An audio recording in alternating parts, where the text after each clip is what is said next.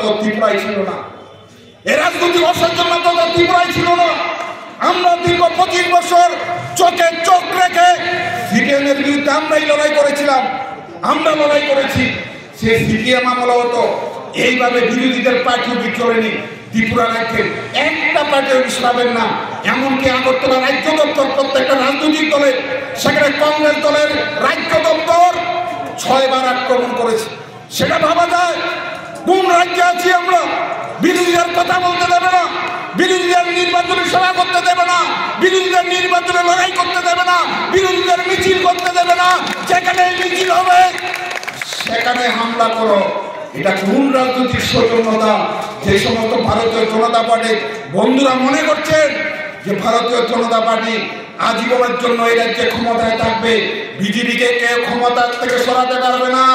লোক রাজত্ব চালিয়ে যাও, মানুষের উন্নয়নের টাকা গিলে খাও, রাস্তার উন্নয়নের টাকা গিলে খাও, বিরোধীদের পার্টি চালিয়ে দাও, বিরোধীদের শরীর থেকে রক্ত জড়াও। যারা এই সমস্ত স্বপ্ন দেখছেন, আমি বিনয়ের সাথে বলবো এত উদ্যত্ত অহংকার বলা নয়।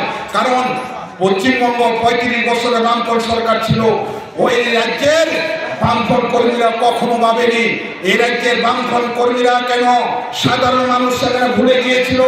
তারা স্বপ্ন কোনোদিন কল্পনা করতে পারেনি পশ্চিমবঙ্গ থেকে বামফ্রন্ট সরকার চলে যাবে।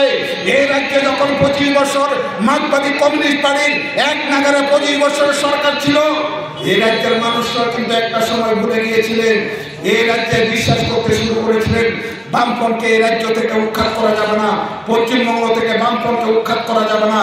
কিন্তু রাজ্যের মানুষ তাদের শাসনে এতটা ক্ষিপ্ত হয়েছিলেন, রাজ্যের মানুষ সম্মিলিতভাবে ওই পশ্চিমবঙ্গ থেকে বামফ্রন্টকে উৎখাত করেছে, এই ত্রিপুরা থেকে সিপিএমকে উৎখাত করেছে। আর ভারতীয় জনতা পার্টিকে 2028 সালের নির্বাচনে সংঘবদ্ধভাবে মানুষ সেখানে উৎখাত করবে। উদ্যত্ত অহংকার ভালো নয়।